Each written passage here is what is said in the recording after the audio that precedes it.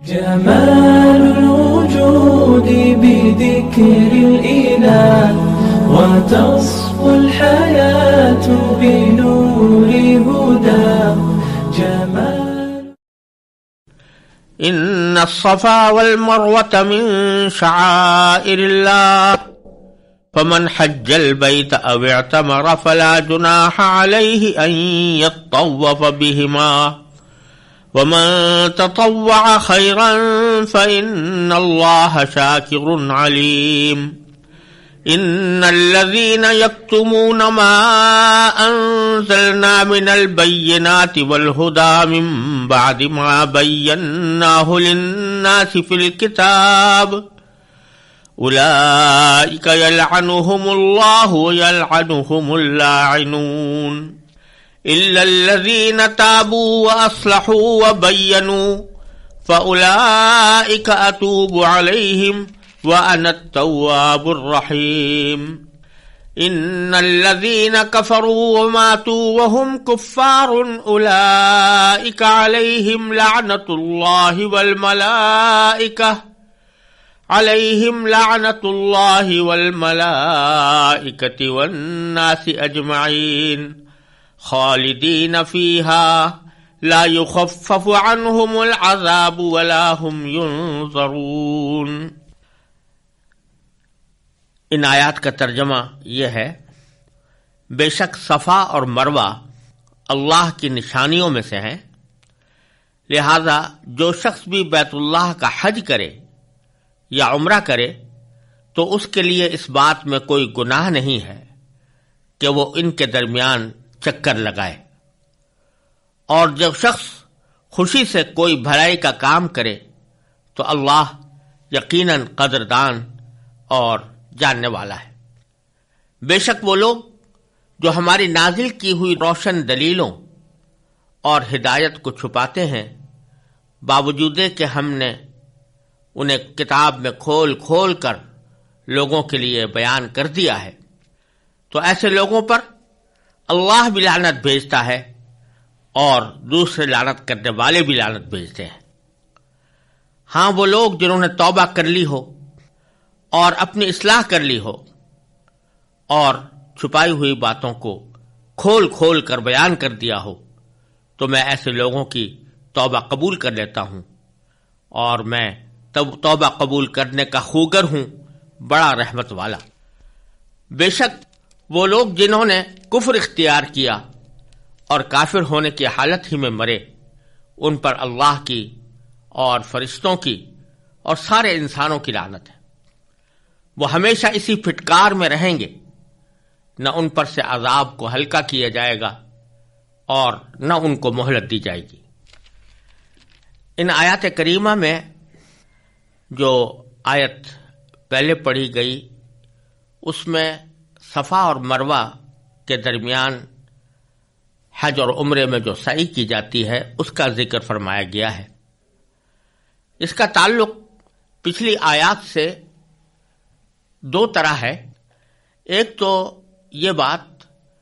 کہ پیچھے حضرت ابراہیم علیہ السلام کا ذکر آیا تھا اور یہ بتایا گیا تھا کہ نبی کریم سرور دو عالم صلی اللہ علیہ وسلم حضرت ابراہیم خلیل اللہ علیہ السلام کے سچے دین کے اوپر اللہ تعالیٰ کی طرف سے مبعوث ہوئے ہیں، اور ان کا دین وہی ہے جو حضرت ابراہیم علیہ السلام کا دین تھا، اور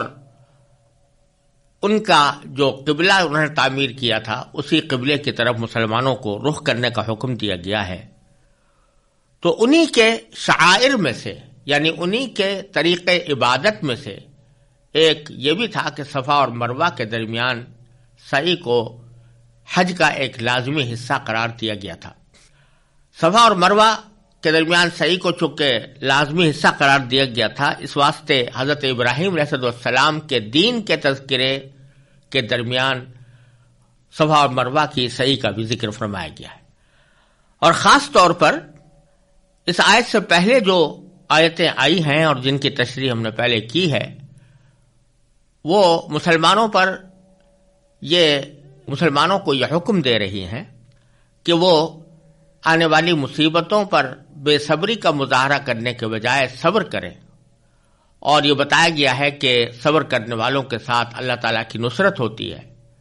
اور ان کے اوپر اللہ تعالیٰ کی رحمتیں نازل ہوتی ہیں۔ یعنی اگرچہ اس وقت جب کوئی سختی آتی ہے تو اس کے اوپر صبر کرنا بھاری ہوتا ہے،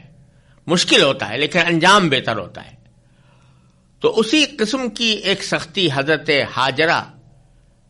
علیہ السلام کے اوپر آئی تھی، جو حضرت ابراہیم علیہ السلام کی اہلیہ محترمہ تھیں، اور وہ اپنے دودھ پیتے بچے حضرت اسماعیل علیہ السلام کو لے کر حضرت ابراہیم علیہ السلام کے ساتھ بیت اللہ کے قریب ایک لق و دق اور بے آب و گیاہ صحرا میں مقیم ہو گئی تھیں۔ اور یہ عجیب معاملہ تھا کہ اللہ تبارک و تعالیٰ نے ان کو یہاں لا کر پہنچایا،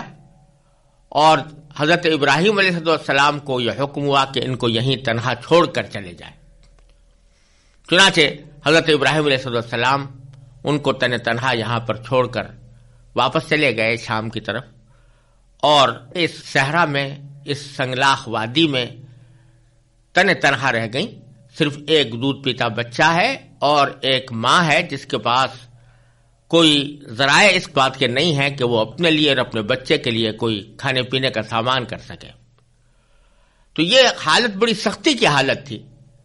اور اسی سختی کی حالت میں ان کے ساتھ یہ معاملہ پیش آیا کہ جو کچھ کھانا ساتھ لائی تھیں، یا پانی کا جو مشکیزہ تھا جس میں پانی رکھا ہوا تھا، وہ ختم ہو گیا۔ اب نہ کچھ کھانے کو اپنے پاس تھا، نہ پانی پینے کے لیے موجود تھا، اور ایک دودھ پیتا بچہ بھوک اور پیاس کے عالم میں تڑپ رہا تھا۔ اس وقت حضرت ہاجرہ رضی اللہ تعالی عنہا نے صفا اور مروہ کے پہاڑیوں کے درمیان دوڑ لگائی۔ صفا سے بار بار وہ مروہ کی طرف جاتی، وہاں مروہ کی پہاڑی کے اوپر چڑھ کر دیکھتی کہ آیا کوئی آس پاس کوئی کھانے پینے کی چیز یا کوئی چشمہ یا کوئی کنواں موجود ہے یا نہیں ہے۔ اس طرح حضرت ہاجرہ نے 7 مرتبہ صفا اور مروہ کی پہاڑیوں کے درمیان چکر لگائے، اور ظاہر ہے کہ اس صورتحال میں اس سختی کو برداشت کر رہی تھی، تو یہ صبر کا اعلیٰ ترین مقام تھا۔ اس کا نتیجہ اللہ تبارک و تعالی نے یہ ظاہر فرمایا کہ حضرت ہاجرہ کے پاس حضرت جبریل امین علیہ السلام فرشتے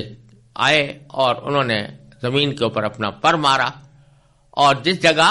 حضرت اسماعیل علیہ السلام دودھ پیتے بچے کی صورت میں لیٹے ہوئے تھے، وہیں پر ایک چشمہ جاری ہو گیا جسے آج ہم زمزم کہتے ہیں۔ تو اللہ تعالیٰ اس واقعے کی طرف اشارہ فرما رہے ہیں کہ دیکھو، تم سے جو یہ کہا گیا ہے کہ صبر سے کام لو، اور صبر کرنے والوں کے ساتھ اللہ تعالیٰ ہوتا ہے، اور ان کے اوپر اللہ تعالیٰ کی رحمتیں نازل ہوتی ہیں، وہی لوگ ہدایت یافتہ ہوتے ہیں۔ اس کا بہترین نمونہ حضرت ہاجرہ نے پیش کیا، اور اس کا انجام آپ نے دیکھا کہ اللہ تبارک و تعالیٰ کی طرف سے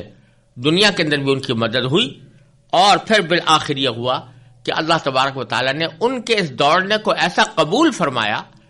کہ قیامت تک آنے والے انسانوں کے لیے جو حج کرنے اور عمرہ کرنے کے لیے جائیں، یہ لازم کر دیا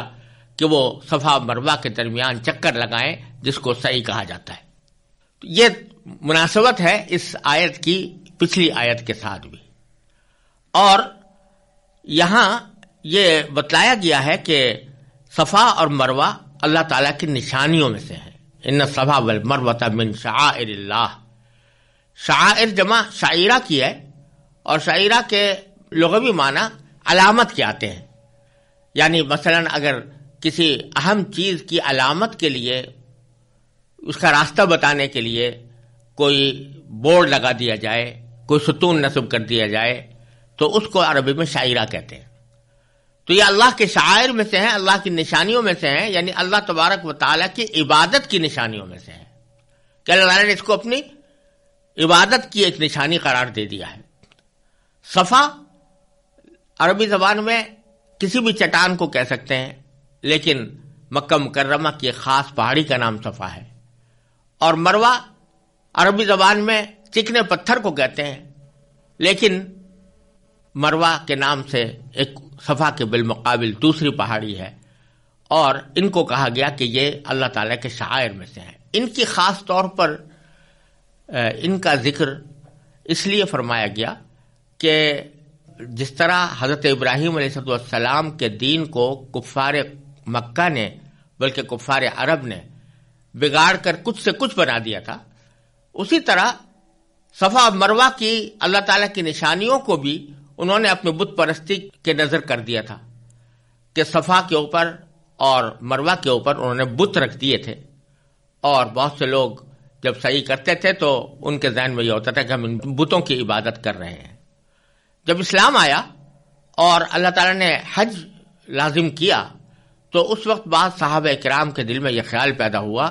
کہ صفا مروہ کے درمیان سعی ان بتوں کی وجہ سے جو یہاں پر رکھے ہوئے ہیں کوئی بری بات تو نہیں ہے، کیونکہ اب تو یہ جاہلیت کی نشانی بن گئے ہیں۔ تو اللہ تعالیٰ فرماتے ہیں کہ صفا والمروہ من شعائر اللہ، نہیں، صفا اور مروہ تو اللہ تعالیٰ کی نشانیوں میں سے ہیں، ان کو تم جاہلیت کی نشانیاں مت سمجھو۔ فمن حج البیت او اعتمر، چنانچہ اگر کوئی شخص بیت اللہ کا حج کرے یا عمرہ کرے تو فلا جناح علیہ ان یطوف بہما، تو اس کے اوپر اس بارے میں کوئی گناہ نہیں ہے کہ وہ ان دونوں کے چکر لگائے۔ تو یہ جو ان کے دل میں خیال پیدا ہو رہا تھا کہ ان پہاڑیوں کے اوپر جاہلیت میں بت رکھ دیے گئے تھے، اس واسطے یہ کہیں جاہلیت کی نشانی نہ قرار پائیں اور ان کے درمیان چکر لگانا کہیں گناہ نہ ہو، اس واسطے یہ لفظ استعمال کیا اللہ تعالیٰ نے کہ نہیں، کوئی گناہ نہیں ہے کہ ان کے اوپر چکر لگائیں۔ ورنہ نہ صرف اتنی بات نہیں کہ کوئی گناہ نہیں ہے بلکہ واجب ہے۔ نبی کریم سرور دو عالم صلی اللہ علیہ وسلم کی تعلیمات سے یہ بات واضح ہے، حج کے ارکان میں بھی اور حج کے جو افعال ہیں ان میں بھی اور عمرے کے افعال میں بھی صحیح واجب ہے، یہ ضروری کرنی ہے۔ اگر کوئی شخص صحیح نہ کرے، حج میں نہ کرے، تو اس کے اوپر دم واجب ہوتا ہے، اور عمرے کا بھی ایک اہم رکن ہے سعی، اس کے بغیر عمرہ ادا نہیں ہوتا۔ لیکن یہ جو فرمایا کہ کوئی گناہ نہیں ہے، اس کا مطلب یہ ہوا کہ تمہارے ذہن میں جو یہ خیال پیدا ہو رہا ہے کہ جاہلیت کے لوگ یہ کام بت رکھ کر اس کے چکر لگایا کرتے تھے تو یہ عمل کہیں ناجائز نہ ہو، تو خوب سمجھ لو کہ یہ ناجائز نہیں ہے بلکہ اللہ تعالیٰ کی نشانیوں میں سے ایک نشانی ہے۔ پھر آگے فرمایا کہ ومن تطوع خیرا فإن اللہ شاکر علیم،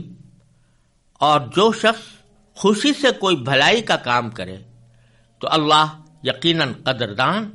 اور جاننے والا ہے۔ تطوع کے معنی، تطوع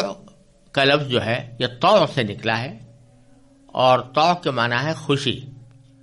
اور تطوع کے معنی ہے کوئی کام اپنی خوشی سے کرنا، یعنی کسی کے ذمے کوئی ضروری نہیں تھا، لازمی نہیں تھا، فرض نہیں تھا، لیکن آدمی اپنی خوشی سے کوئی کام کرے، اچھا کام، تو اس کو تطوع کہا جاتا ہے۔ اور اسی کے لیے دوسرا لفظ اردو میں اور عربی میں نفلی عمل ہے۔ جتنی بھی نفلی عبادتیں ہیں وہ سب تطوع ہیں، یعنی وہ سب خوشی سے کیے جانے والی عبادتیں ہیں، ان کو اللہ تعالیٰ نے لازم نہیں کیا، فرض نہیں قرار دیا، اور اگر کوئی شخص چھوڑے تو اس کے اوپر کوئی گناہ نہیں ہوتا۔ لیکن کوئی آدمی اگر اپنی خوشی سے کرتا ہے تو وہ نفلی عبادت ہے اور اس کو ثواب ملتا ہے۔ تو اللہ تعالیٰ یہاں پر فرما رہے ہیں کہ حج اور عمرہ، حج تو زندگی میں ایک مرتبہ فرض ہوتا ہی ہے، عمرہ جو ہے کم از کم زندگی میں ایک مرتبہ کرنا حنفی مسلک میں سنت مؤکدہ ہے، اور شافعی رحمۃ اللہ علیہ اس کو واجب قرار دیتے ہیں، ساری زندگی میں کم از کم ایک مرتبہ عمرہ کرنا واجب ہے ان کے نزدیک۔ لیکن یہ حج کا فریضہ یا سنت مؤکدہ یا واجب ادا کرنے کے بعد بھی اگر کوئی شخص نفلی طور پر حج کرنا چاہے یا نفلی طور پر عمرہ کرنا چاہے تو یہ اپنی خوشی سے بھلائی کا کام کرنا ہے۔ اگر کوئی ایسا کرے گا تو ان اللہ شاکر علیم، اللہ تعالیٰ قدردان ہے اور جاننے والا ہے۔ یعنی قدردان ہونے کے معنی یہ کہ جس شخص نے اپنی خوشی سے بغیر کسی دباؤ کے، بغیر کسی اکراہ کے، بغیر کسی فریضہ ہونے کے کوئی نفلی عبادت انجام دی تو اللہ تبارک و تعالیٰ اس کے اس جذبے کی قدر پہچانے گا، قدر جانے گا، اور قدر جاننے کا مطلب یہی ہے کہ اللہ تعالیٰ اس کو انشاءاللہ اس کے اوپر بہت اجر و ثواب عطا ہوگا. اور علیم کے معنی ہے جاننے والا، یعنی اللہ تبارک و تعالیٰ جانتے ہیں کہ کون شخص کتنی نفلی عبادت کر رہا ہے اور کس نیت سے کر رہا ہے. تو اشارہ اس بات کی طرف بھی ہے کہ جب کوئی عبادت کرے آدمی تو چاہے وہ نفلی عبادت ہو تو اس میں نیت اللہ تبارک و تعالیٰ کو راضی کرنے کی ہو، اللہ تبارک و تعالیٰ کی خوشنودی حاصل کرنے کی ہو، دکھاوا نہ ہو، کوئی اور مقصود نہ ہو. تو جب اللہ تبارک و تعالیٰ کے لیے اپنی خوشی سے ایسی کوئی عبادت کی جائے گی تو اللہ تعالیٰ اس کو قدردانی بھی فرمائیں گے اور اس کی حقیقت سے بھی اللہ تبارک و تعالیٰ واقف ہیں، اس کو خوب جانتے ہیں. یہ جملہ جو ہے اگرچہ حج اور عمرے کے سیاق میں آیا ہے لیکن یہ ہر قسم کی عبادت کے لیے عام ہے، اسی لیے الفاظ عام ہیں. ومن تطوع خیرا، جو شخص اپنی خوشی سے کرے کوئی بھی بھلائی کا کام، لہذا اس میں نماز بھی، نفلی نمازیں بھی داخل ہیں، نفلی روزے بھی داخل ہیں، نفلی صدقات بھی داخل ہیں، اور اسی طرح کسی بھی قسم کا کوئی ایسا کام جو انسان کے ذمہ فرض نہیں تھا شرعاً لیکن اچھائی کا کام کر رہا ہے، کسی کا ہاتھ بٹا دینا، کسی کی مدد کر دینا، یہ سب اس میں داخل ہیں کہ جو شخص یہ بھلائی کا کام خوشی سے کرے گا تو اللہ تبارک و تعالی اس کی قدردانی فرمائیں گے. پھر آگے کی جو آیات آ رہی ہیں ان کے بارے میں یہ سمجھنا چاہیے کہ اگر آپ سلسلہ کلام کو دیکھیں تو یہ چلا آ رہا تھا کہ اہل کتاب اور مشرکین عرب ان دونوں سے مقابلہ تھا مسلمانوں کا، ان کی تردید بھی کی گئی تھی، اور ساتھ ساتھ مسلمانوں کو یہ تاکید کی گئی تھی کہ اب ان کے ساتھ زیادہ بحث مباحثے کے بجائے تم اپنے کاموں میں لگ جاؤ. اسی ذیل میں یہ ذکر آیا تھا کہ یہ لوگ تمہیں پریشان کریں گے، طرح طرح سے تکلیفیں پہنچائیں گے، تو تمہیں اس موقع پر صبر سے کام لینا چاہیے اور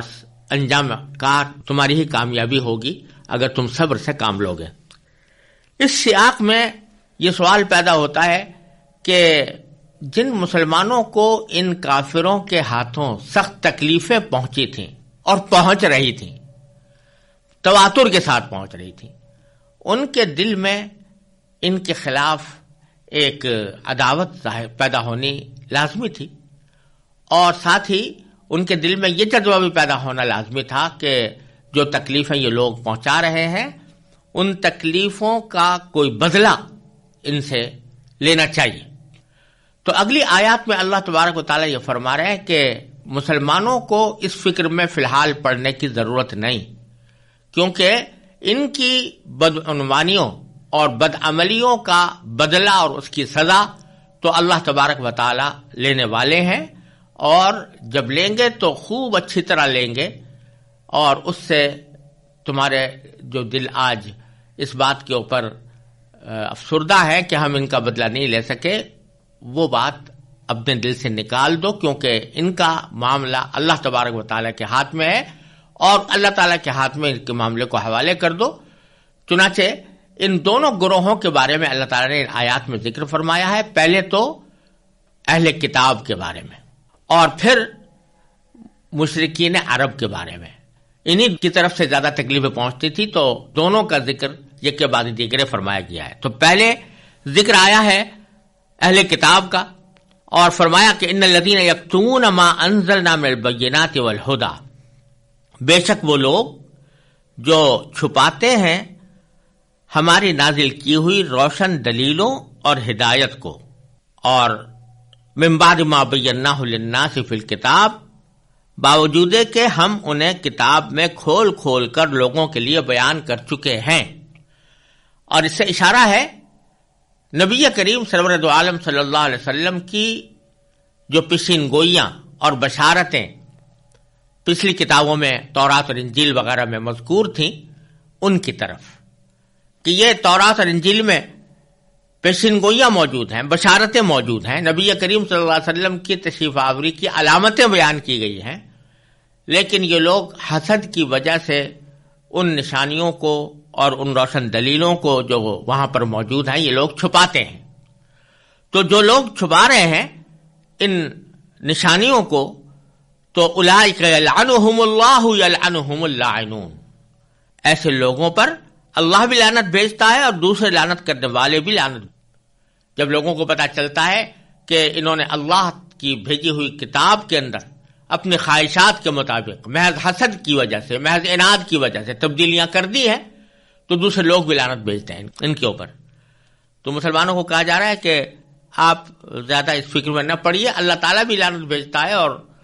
لعنت کرنے والے بھی لعنت بھیجتے ہیں۔ یہاں جو میں نے عرض کیا کہ یہ یہودی اور نصرانی حضرات کی جو ہدایت کو چھپانے کی بات آئی تھی، اس سے مراد نبی کریم سرورت عالم صلی اللہ علیہ وسلم کی تشریف آوری کی بشارتیں ہیں۔ یہ اس کا واضح مفہوم اپنی جگہ پر ہے، لیکن بعض ہمارے علماء عصر نے ایک اور تحقیق بھی کی ہے، اور وہ یہ کہ ان کی تحقیق کے مطابق تورات کے اندر مروہ کا بھی ذکر ہے، اور مروہ کو تورات کے مطابق بنی اسرائیل کے لیے قبلہ بنایا گیا تھا، اور عبادت کرتے وقت وہ مروہ کی طرف رخ کرتے تھے، اور حضرت اسماعیل علیہ السلام کو قربان بھی مروہ کے اوپر کیا گیا۔ یہ ان حضرات کی تحقیق ہے، جیسے مولانا حمید الدین فراہی نے یہ تحقیق کی ہے کہ حضرت اسماعیل علیہ السلام کو مروہ کے اوپر ذبح کیا گیا تھا، اور بنی اسرائیل نے مروہ کے لفظ کو توڑ موڑ کر اس کو تورات سے اس طرح نکال دیا کہ اس کا ذکر اب کہیں بظاہر نظر نہیں آتا۔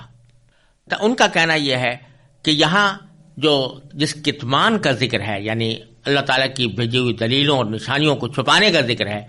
تو اس میں مروہ کا بھی خاص طور پر مروہ کی طرف بھی اشارہ ہو سکتا ہے۔ بہرحال یہ ایک ممکنہ احتمال موجود ہے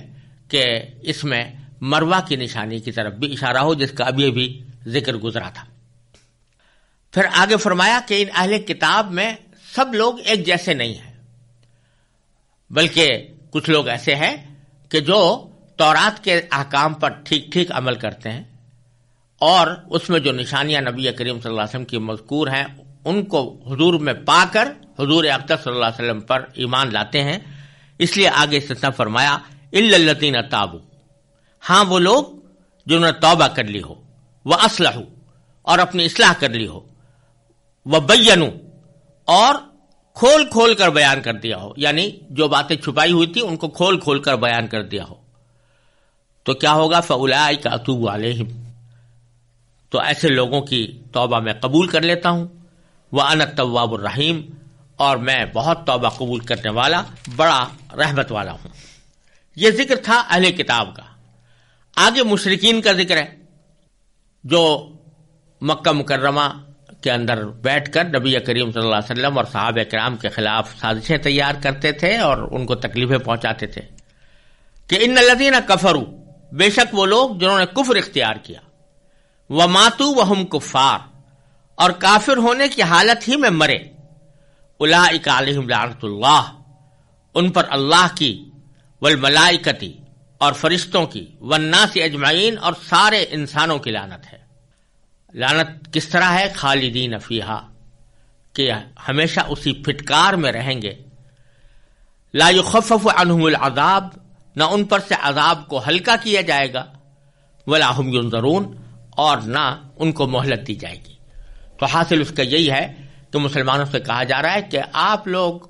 ان سے انتقام لینے کی فکر میں نہ پڑیں، اللہ تبارک و تعالیٰ ان سے انتقام لینے کے لیے کافی ہے، آخرت میں ان کو جو عذاب ہوگا وہ بڑا شدید ہوگا۔ اللہ تعالیٰ ہر مسلمان کو اس سے محفوظ رکھے۔